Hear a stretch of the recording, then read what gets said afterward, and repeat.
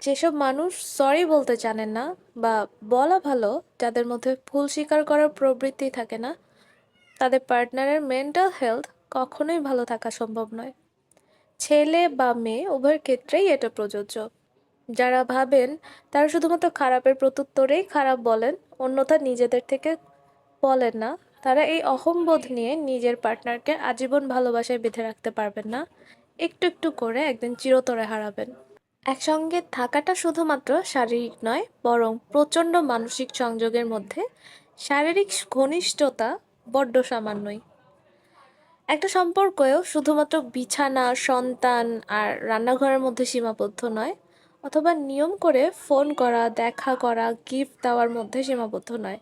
সম্পর্ক হচ্ছে আপনার প্রায়োরিটি, রেসপন্সিবিলিটি, কেয়ার, অ্যাটেনশন সব কিছুর মিশ্রণ।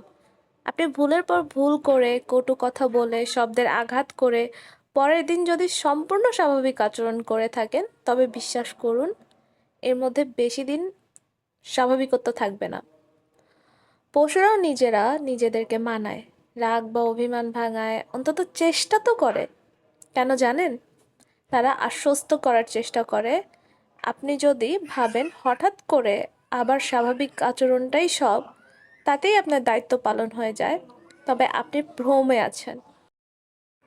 যেসব মানুষ সরি বলতে জানেন না বা বলা ভালো, যাদের মধ্যে ভুল স্বীকার করার প্রবৃত্তি থাকে না, তাদের পার্টনারের মেন্টাল হেলথ কখনোই ভালো থাকা সম্ভব নয়।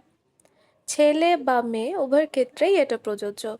যারা ভাবেন তারা শুধুমাত্র খারাপের প্রত্যুত্তরেই খারাপ বলেন, অন্যথা নিজেদের থেকে বলেন না, তারা এই অহংবোধ নিয়ে নিজের পার্টনারকে আজীবন ভালোবাসায় বেঁধে রাখতে পারবেন না। একটু একটু করে একদিন চিরতরে হারাবেন। একসঙ্গে থাকাটা শুধুমাত্র শারীরিক নয়, বরং প্রচণ্ড মানসিক সংযোগের মধ্যে শারীরিক ঘনিষ্ঠতা বড্ড সামান্যই।